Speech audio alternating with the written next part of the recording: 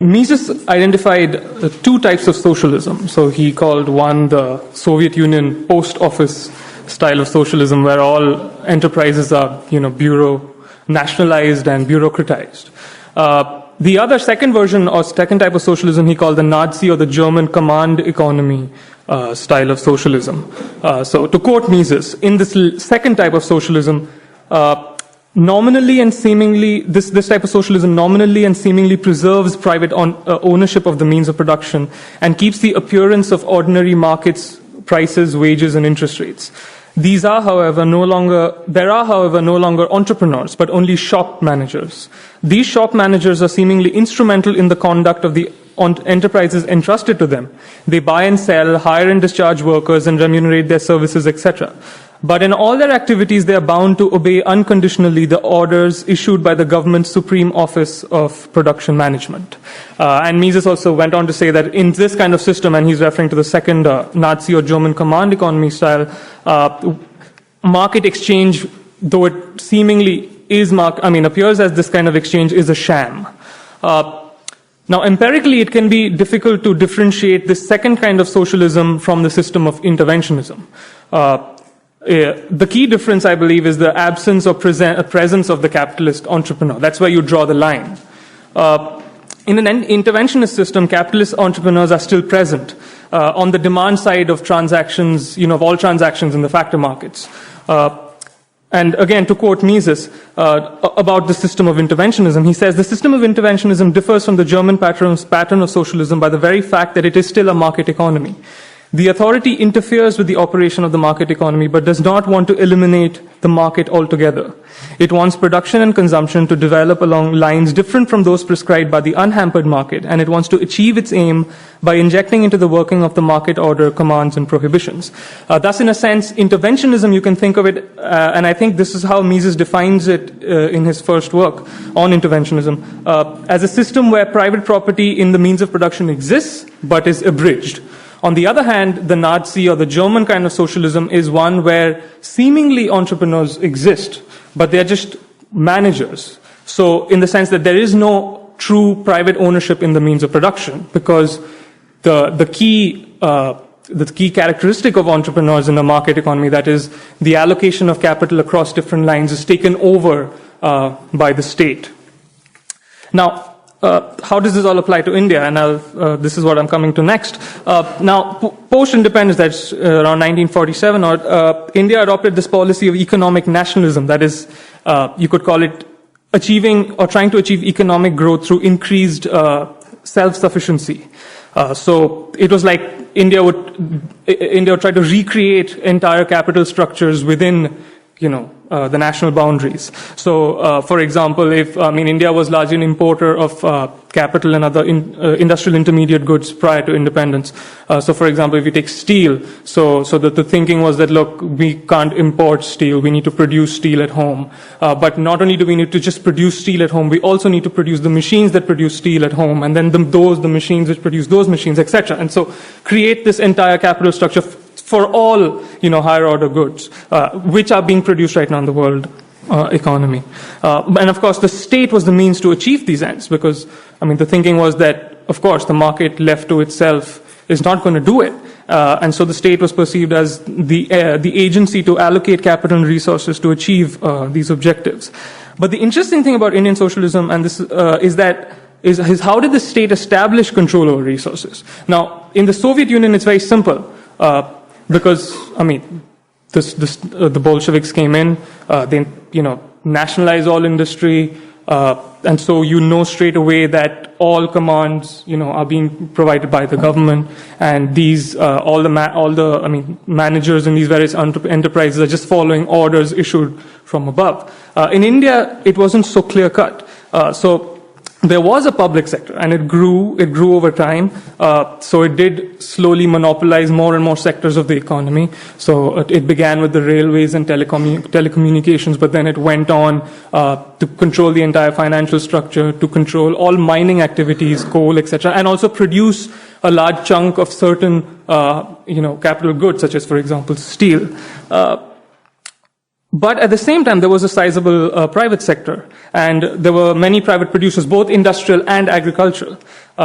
And there was also a plan. So every 5 years, the Indian, Planning Commission would get together and set out a 5-year plan where you'd have, quantitative targets for various, these goods which they wanted to produce in India. Now the question is, how did the state make private producers conform to these planned priorities? I mean, after all, they are private producers, and their natural tendency is to produce, to follow profit loss signals, to impute prices backwards from, as they see it from consumer goods, etc., consumer goods markets, and to follow their natural tendencies. But so how did the state make them deviate from this natural tendency and produce according to planned priorities? Now, here's where India established this elaborate system of industrial licensing. So under the Industrial Development and Regulatory Act of 1951, all basically, and this covered all capital goods industry, so the entire capital structure. A firm, in order to start a new firm, to change location of a firm, to change, to expand existing capacity, to change what good you're producing. So, for example, if you want to switch from producing plastic toys to plastic buckets, etc., things like that, even these kind of decisions, you needed to get a license from the government. And what is the procedure for an entrepreneur, for a private property owner to get this license? So, and I quote from the work of economist Gunjan Sharma. She says, all applications for licenses were debated upon by a licensing committee, which consisted of officers from the concerned ministry, and the Planning Commission and representatives of other government departments. So it was kind of like an interministerial, decision. So you would, for example, if you wanted to apply to produce 20,000, units of steel, you would have to submit a license, and then these people would look at it, debate upon it, and then tell you yes or no.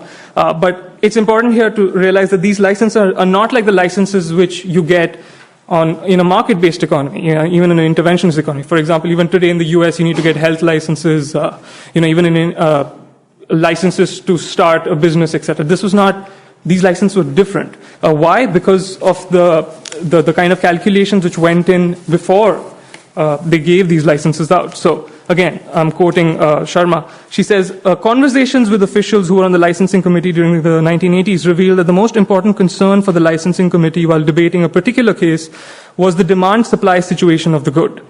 The government maintained highly detailed records of the exact production of the good that was already taking place. That is, all registered licensed units were required to submit detailed monthly production reports, and so had information on the supply of the good. Information about capacity utilization of existing plants and demand projections from the Planning Commission were then used to compute the demand side of the equation. Now, the important thing to understand or to note is that both demand and supply, in a sense, are being determined by the state.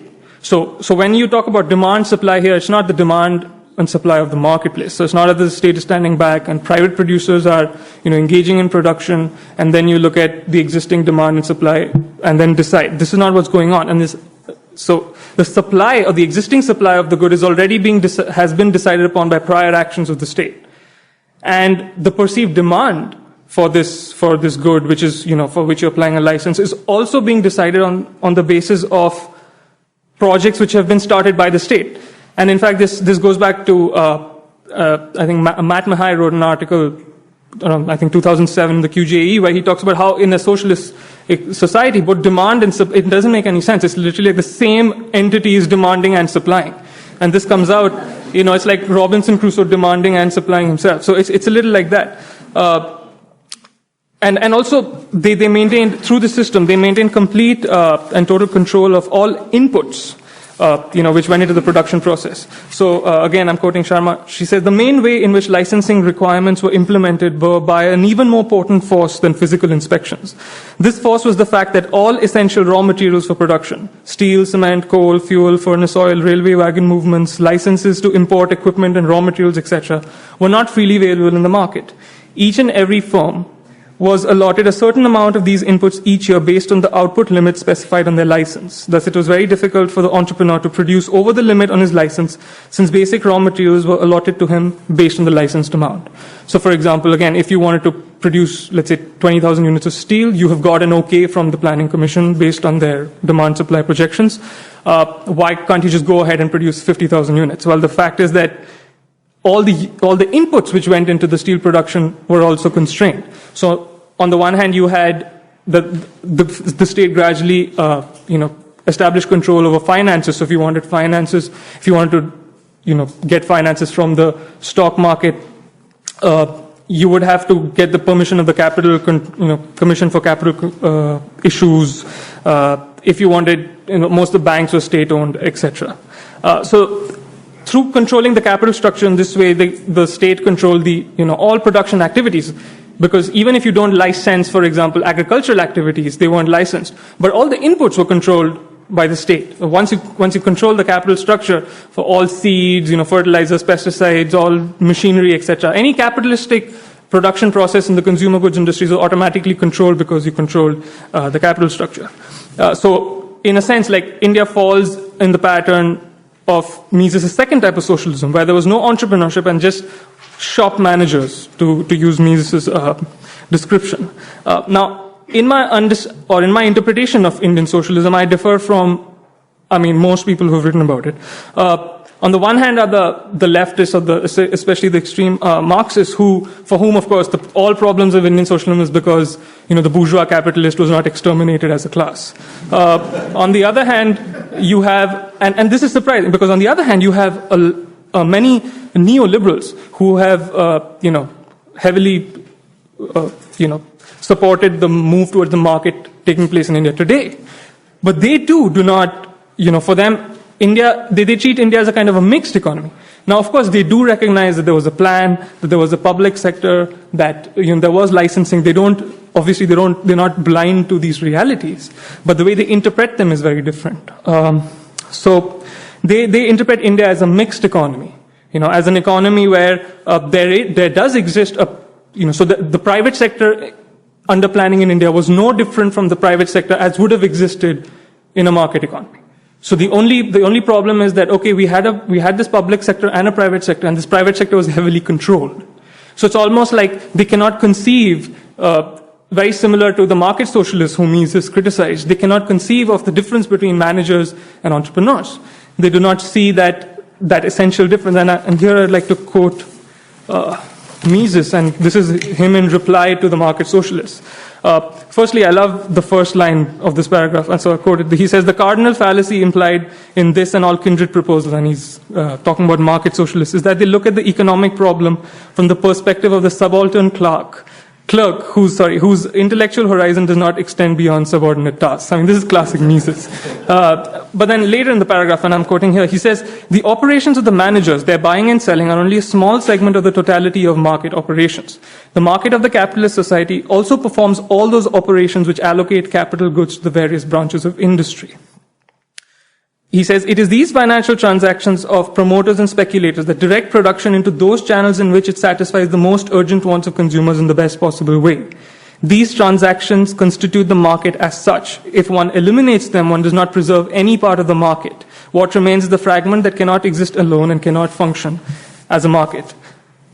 So while this might seem, my characterization of the nature of socialism, how different it is from, especially the neoliberals, it might seem mundane at some level, but it isn't, because it has huge implications for how you interpret, the Indian experience under planning. Do I have 2 minutes? 2 minutes? Okay. So for example, and I'll go through this quickly, the way they interpret when India de-socialized. So according to, and this is an interpretation put forward recently, 2 years ago, 3 years ago, 2008 by Arvind Panagaria, who's a student of Professor Bhagwati.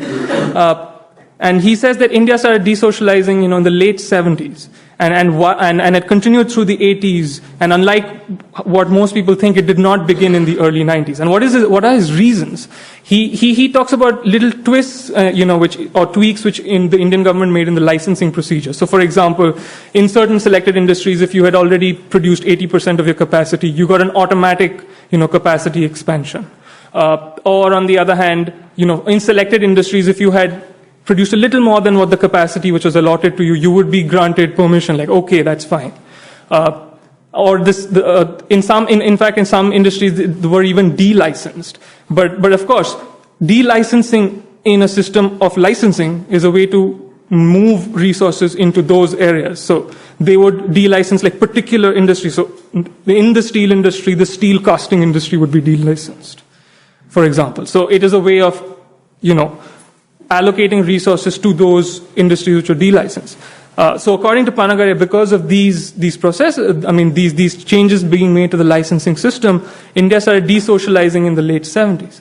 But on the other hand, if you understand the essential nature of Indian socialism as being one where, these little tweaks to the licensing system cannot, change the essential nature, that cannot bring back entrepreneurship. And so, on the other hand, if you take the traditional view, I think is right, that India did de-socialize in the early 90s, because it was in the early 90s that the licensing system was completely abolished. And, it was put as a kind of a negative system where all licenses, all industries, are free, except a few where you have to get licenses. And also, I feel that one historical implication of this is that this kind of an interpretation where de-socialization took place gradually takes away from the impact of how big what happened in India in the early 90s was. There were no riots in India unlike the Soviet Union, by the way. This just happened like the state internally de-socialized. So I'll just leave you with that. Thank you for the time.